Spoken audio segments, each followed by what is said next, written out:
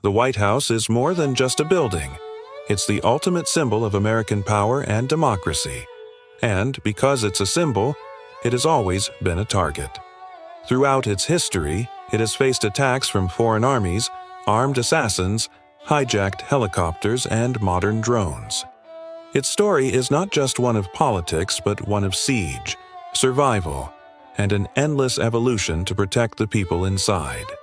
This is the history of every time the White House was attacked, breached, and nearly destroyed.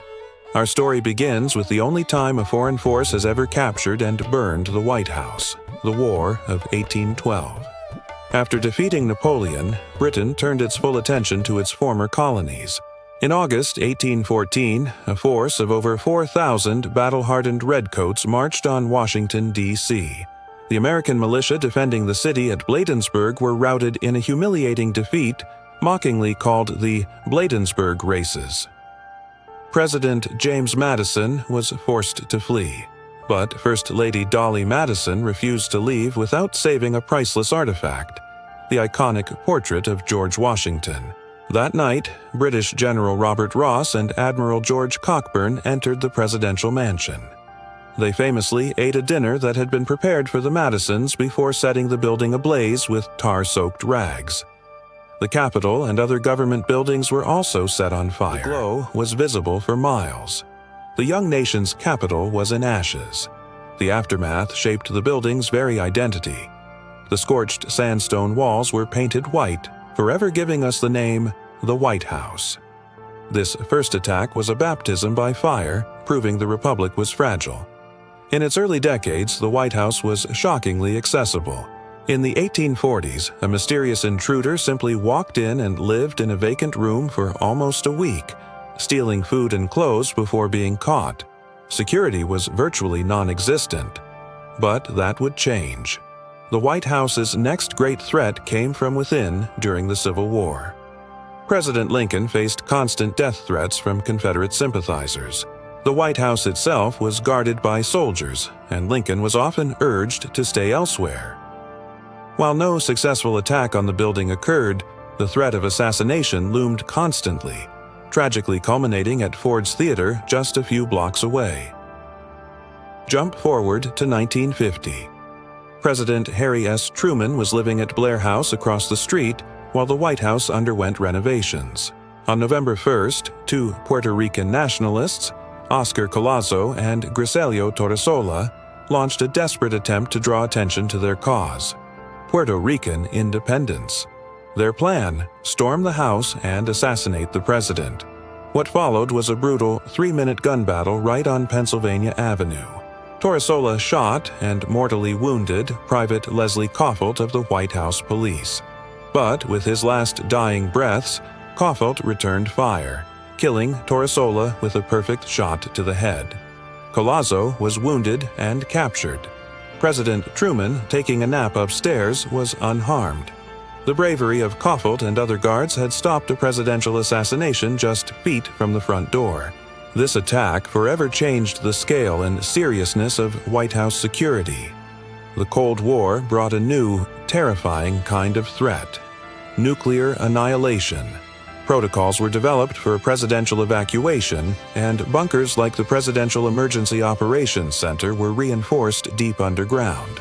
But the threats weren't always theoretical. In 1942, a U.S. Army pilot accidentally flew into restricted airspace over the White House, causing a panic before he was identified as friendly. In 1983, a protester named David T. Keim Jr. threw 2 grenades at the North Portico. They failed to explode, but the message was clear. And in 1994, a disgruntled Maryland man named Frank Eugene Corder stole a Cessna plane, flew it undetected into Washington, and crashed it onto the South Lawn, just yards from the West Wing. President Clinton was not home, but the breach revealed a massive hole in the White House's aerial defenses. 1994 was a particularly dangerous year for the White House.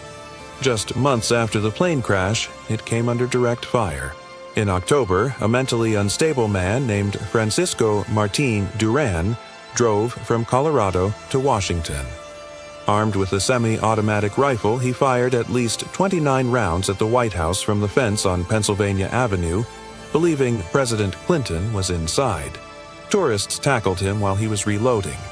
The shocking part? It took several days for security to even realize the White House had been hit. The facade was pockmarked with bullets. This incident directly led to the permanent closure of Pennsylvania Avenue to traffic in front of the White House. But the lessons of 1994 weren't fully learned. In 2011, another shooter would prove the threat was still real. Omar Gonzalez, an Iraq War veteran, fired a semi-automatic rifle at the White House from a distance.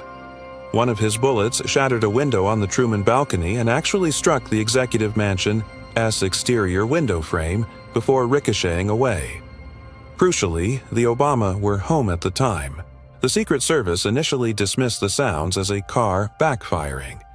It was only later, after Gonzalez was arrested following a separate incident, that they connected the dots. This failure was a major scandal that led to a massive overhaul of the Secret Service. Physical security was tested to its limit in 2014. Army veteran Omar Gonzalez, the same man from the 2011 shooting, now managed to scale the fence, sprint across the north lawn, and actually make it inside the front door of the White House. He was finally tackled by an agent just inside the East Room. The breach was a catastrophic embarrassment for the Secret Service, revealing failures in radio communication, response times, and even an allegedly drunk agent on duty. It proved that even the most basic threat, a single determined intruder, could penetrate the world's most secure home. The gravest modern threat came on September 11, 2001. While the attacks targeted the World Trade Center and the Pentagon, United Flight 93's intended target is widely believed to have been the White House or the U.S. Capitol. Vice President Dick Cheney was rushed to the underground bunker as the White House was evacuated. The heroism of the passengers on Flight 93, who fought back and caused the plane to crash in a Pennsylvania field, potentially saved the symbol of the presidency from utter destruction. Today, the threat has evolved again. Drones represent a new, cheap, and hard-to-detect danger. Numerous drones have breached White House airspace, including one in 2015 that crash-landed on the lawn, operated by a drunk government employee. Each incident forces a constant technological arms race to defend the skies. From torches to bullets, from grenades to drones, the White House has endured it all. Its history is a mirror of American conflicts, both foreign and domestic. Each attack, each breach, has forced it to change. It has been rebuilt from ash, fortified against rifles, sealed from intruders, and shielded from the air. It has transformed from an open house into a modern fortress, all while trying to maintain its symbolic role as the People's House. It stands not because it is impenetrable, but because after every attack, America has chosen to rebuild it, guard it, and learn from the past. It is a building forever under siege, and a symbol that refuses to fall. Which of these attacks surprised you the most? What do you think is the biggest threat to the White House today? Let me know in the comments. If you want to see more deep dives into historical events, smash that like button and subscribe for more. Hit the bell icon so you don't miss our next video. Thanks for watching.